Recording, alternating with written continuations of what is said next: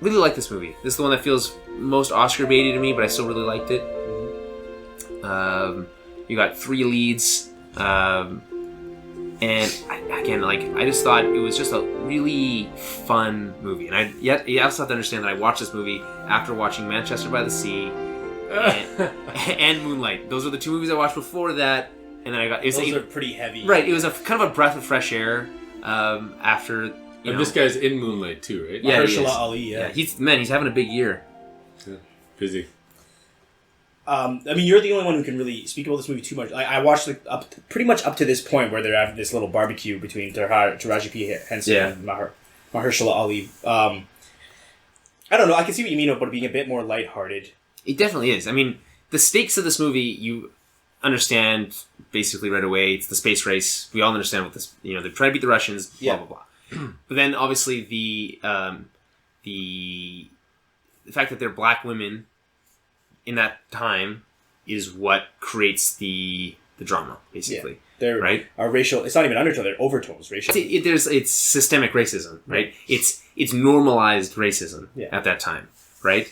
And they obviously touch on like the civil rights movement and stuff, like absolutely. But it's a sidebar to what's happening in the actual film. And even in the scene, which honestly, I watched it right before we started recording. I was trying to squeeze this movie in, but he makes it's not even the racism; it's the misogyny as well, the sexism. Because that's true. Right. Like talking because there are 3 not only black but women that are doing. And that's what's so powerful about this movie is that at the end of the day, it's about their abilities and their intelligence is what sets them apart and lets them succeed in this world that's trying to keep them down. Yeah. The 3 leads are all great. Like they all have their own separate stories. Again, there's that Hollywood aspect of it about it all, like them being, they probably weren't all friends or whatever, but the 3 of them together are actually really fun. And you barely get to see them all 3 of them together throughout the movie. Okay. And that might be because they weren't friends in real life. But that was one of my, I was like, well, I would have liked to have seen them more together. Because that first scene with them in the fixing the car is so good, and they have such a great dynamic, the 3 of them. Like this, almost like similar to how we are, when we're always making fun of each other all the time, and like kind of like, but a little bit more lighthearted than that. But still, like I just thought that they had such a good dynamic that they could have used more. Yeah.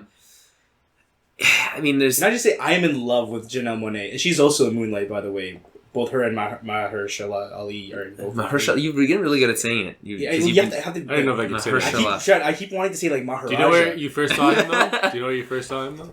Yeah, in House of Cards. Yeah. As yeah, that's right. What's his name? He was in there for a couple seasons. We always thought he was like cool, whatever. Yeah, I always thought he was cool. And then he came into Luke Cage, and then But yeah, her right there, Janelle Monáe, I guess the youngest of them. I'm in love with her. She's amazing. Yeah. More so in Moonlight, but. Well, yeah. I mean, here's the thing. It's a traditional Oscar film telling a story about. And a good story, by the way. This is again based on true story. Yeah. It's really cool to learn about this, right? Yeah. But then it explores the depths of what, and then like there's the guys on Slash Film were referencing the guys from another podcast when they're saying that there's a scene where what's his name, Kevin Costner discovers racism. And I didn't get that. It's like, and he's like, what is this racism that's happening around here? And it's like, it's pretty funny, but it's also still, it's affecting, even though you know that it's how ridiculous it is. You're like, yeah, you're still cheered for it, even if you know it, like, well, it probably didn't go like that. Yeah. And like, it is kind of Hollywood, but I don't know. It's something about this, and like, again, I have to mention the score. Also very upbeat from a lot of fun, right? It's Pharrell who does, and actually Hans Zimmer and Pharrell, which is actually a cool combination. And they make this. It's almost like a funk to it that comes in and out throughout the movie, and just adds this.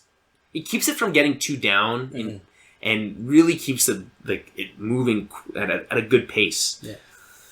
I'll say one more thing, again, based just on the first however many minutes I saw. I like I don't remember the dude's name, but I like that he's Sheldon isn't playing Sheldon in this movie. No. You know what I mean? Like in The Martian, how they had Troy. Jim Parsons. They had Troy play Abed in that movie. They had Donald Glover play Abed. I hated that. Well, yeah, that was probably the worst part of that movie. But so, like, I like that he's not playing this like crazy super geek, essentially Sheldon. With, well, he's a super geek, but it's just but he's not like also. Asperger's and like not that there's anything wrong with it, but I'm just saying I like the way that's become a character trope. Yeah.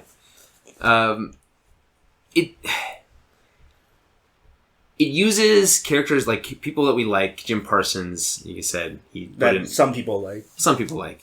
It's one of the biggest sitcoms on television. So yeah. And who we have on screen here right now, Kristen Dunst. Kristen Dunst, yeah. And they put them in unrecognizable. Well, I didn't recognize her either. They put them into unlikable roles, and I think that's kind of fun too. She basically she embodies the idea of systemic racism. Yeah, she's just a roadblock every single time. Right. There's a great scene where Viola Davis, Dorothy Vaughan, who I think is a really fun story here, and I think is really touches on things that are happening right now. We talked about the other day about how technology taking people's jobs and what that means. So she sees this computer coming in, this IBM computer coming and taking. She sees ahead and sees that it's going to take my job, and then learns programming so that she could get ahead of it. She can adapt to the workplace. Right. Yeah. And I think that's a really cool story, and it's kind of a side story in the movie, but I think it's still again absolutely applies. But there's a scene where she talks to Kristen Dunst, and Kristen Dunst basically says, I have nothing against you. Right? And she looks at her and says well, I'm sure you believe that. That's great. Yeah. I love that. And that's it's such a cool scene. I gotta watch this movie. And the thing I mentioned in my review is that there's this really cool dynamic between wanting to root for NASA and the space program and science because that's awesome, right? And then understanding that there was the people that were putting people in space are also racists and they're just part of that society, right? Not rooting for the society, but rooting for they clash a lot of the times, and it's fun to see that, and it creates a really interesting way of watching these events that we know about, but from a whole different perspective.